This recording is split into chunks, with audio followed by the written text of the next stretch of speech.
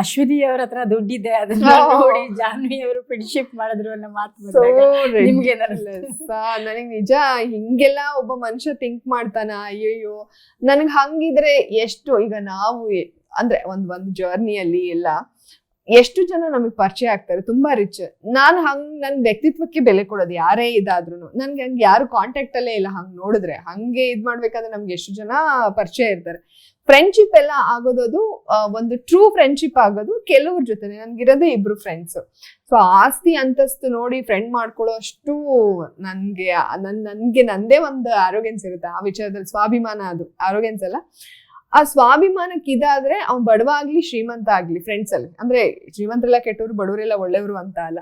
ಹಂಗಾದ್ರೆ ನಾನು ಆ ಜಾಗದಲ್ಲಿ ಇರೋದೇ ಇಲ್ಲ. ಎಷ್ಟೋ ಜನ ಫ್ರೆಂಡ್ಸ್ ಕಾಲ್ ಮಾಡ್ತಾರೆ, ನಾನು ರಿಸೀವೇ ಮಾಡಲ್ಲ. ನನಗೆ ಸ್ವಾಭಿಮಾನಕ್ಕೆ ಧಕ್ಕಾಗೋದು ಫ್ರೆಂಡ್ಶಿಪ್ ಅಲ್ಲ, ಇವ್ರದ್ದೇನೋ ಗೇಮು ಜೊತೆಲಿ ಇಟ್ಕೊಂಡು ಗೊತ್ತು ಬೆನ್ನಿಗೆ ಚೂರಿ ಹಾಕೋರೇ ಜಾಸ್ತಿ. ಹಂಗಿದಾಗ ನಾನು ಯಾರನ್ನು ಹತ್ರನೇ ಸೇರ್ಸಲ್ಲ. ಅಂತದ್ರಲ್ಲಿ ಅವ್ರದ್ದೇನ್ ಆಸ್ತಿ ಇದೆ ಅದು ಯಾವ್ದು ನನ್ಗೆ ಏನ್ ಗೊತ್ತಿತ್ತು. ಅಲ್ಲಿ ಅವ್ರು ನನಗೆ ಪರಿಚಯ ಕೂಡ ಇರ್ಲಿಲ್ಲ.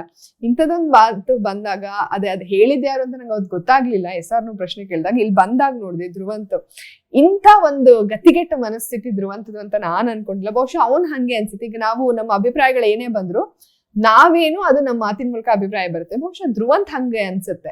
ಅದಕ್ಕೋಸ್ಕರ ಅವನು ಆತರ ಮಾತಾಡಿದಾನೆ.